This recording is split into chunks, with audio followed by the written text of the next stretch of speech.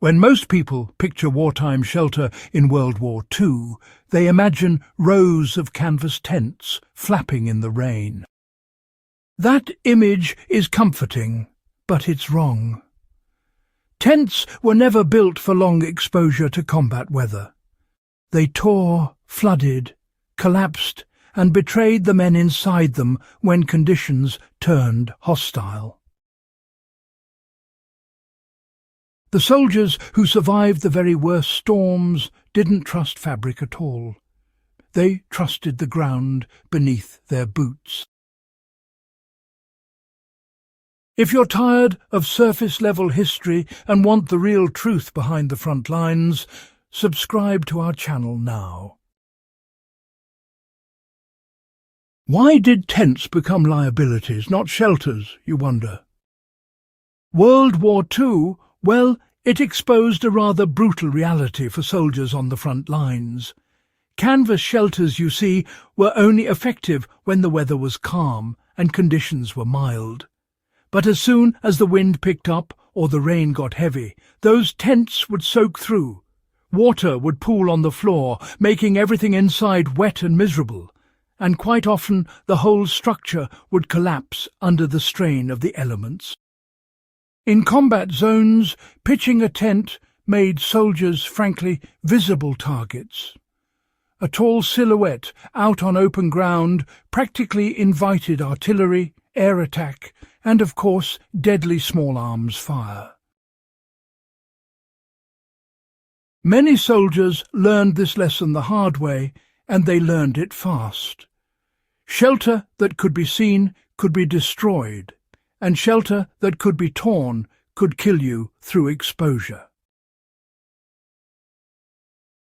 Soldiers survived storms by going underground, not fighting weather.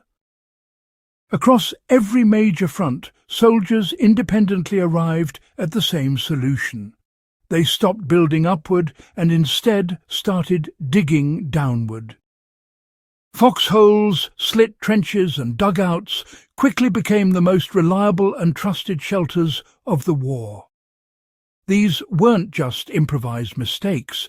They were, in fact, deliberate and thoughtful adaptations to survive. Earth absorbs wind, blocks rain, dampens sound, and resists shock waves, making it a natural shield against the elements. A shallow trench with sturdy soil walls could surprisingly outperform a canvas tent that often took hours to properly erect. In Normandy, troops dug into hedgerows, escaping relentless rain. In North Africa, where relentless desert winds shredded canvas in mere minutes, soldiers burrowed deep into sand for stability and shelter.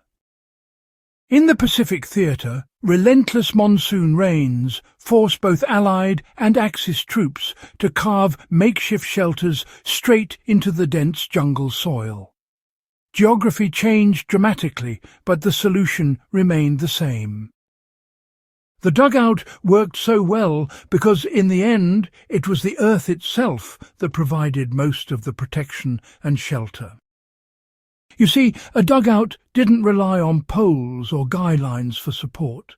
Instead, the surrounding soil itself formed a sturdy wind barrier that, honestly, no fabric could ever match. Rainwater simply flowed away instead of pooling inside. Plus, the ground itself provided natural insulation, which helped keep interiors warmer at night and noticeably cooler during the day, even in summer. Most importantly, the earth absorbed blast energy. Near misses that would flatten tents barely disturbed a dugout at all. A poncho, or tarp, stretched across the top wasn't really the shelter itself. It was more like a weather cap, a simple shield against rain or snow, but not the main defence. The real protection, the thing that kept soldiers safe, came from the packed soil walls on all sides. Those thick, earthen walls were what truly shielded them from danger. Wind simply couldn't grab it. Rain couldn't collapse it. Even artillery shockwaves, well, they lost most of their energy before ever reaching the occupant, safely protected inside the dugout's sturdy walls. How did soldiers manage to build storm-proof shelters using only the most basic of tools? Let's take a closer look at their incredible resourcefulness and ingenuity out in the field. The process, well, it was straightforward and repeatable, and that was important, especially when you were under fire and needed to act fast. Soldiers would pick slightly elevated ground to prevent flooding, you know. Even a shallow depression could offer immediate protection from the wind. With their entrenching tools, they would deepen the space just enough to provide some cover so they could sit or lie below ground level. Next, a poncho, tarp, or even a scrap of canvas was stretched tightly over the opening and weighed down with soil or stones to keep it secure. Simple, but remarkably effective protection. Drainage channels were carved to guide water away efficiently. Inside the dugout, insulation was crucial for survival. Soldiers used straw, pine needles, spare clothing, or even dry leaves to separate their bodies from the cold, damp ground below. In longer campaigns, dugouts were reinforced with timber, corrugated metal, or scavenged boards, transforming temporary shelters into semi-permanent bunkers. Dugouts offered protection far beyond weather alone. These shelters saved countless lives during intense bombardment. The thick soil absorbed deadly shrapnel and dangerous blast overpressure, protecting soldiers. Dugouts reduced visibility from the air and muffled sound, significantly lowering the risk of detection. During long, tense nights under shell fire, soldiers trusted the ground more than any issued equipment. This is why foxholes became universal military doctrine. They offered protection and worked when nothing else did, saving lives. Why this World War II shelter method still matters today. The principles behind the dugout haven't changed much. Today, modern survivalists, bushcrafters and off-grid builders still use this same logic. Terrain is, honestly, your strongest ally. A shallow earth shelter with a tarp can really outperform most modern tents in severe weather. The steps, well, they remain the same. Choose elevated ground, dig below wind level, cover the top securely, insulate the floor, and, of course, control drainage. Even without tools, the idea holds. A strong stick breaks soil, and rocks can anchor coverings in place. The effectiveness, you see, comes from design, not equipment.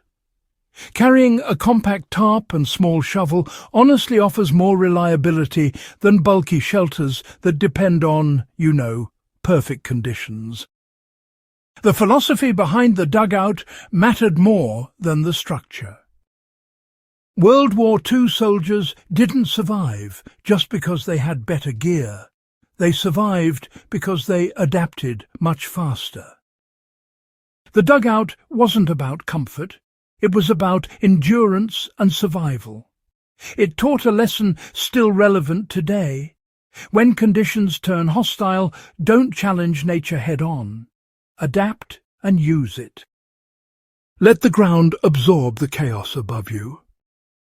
If you value real frontline history and want to learn from the past and practical lessons pulled from the harshest environments ever faced, make sure to subscribe to Warfare Frontlines and share this episode with others who appreciate these stories. These aren't stories meant to impress or simply entertain. They're lessons meant to last and inspire.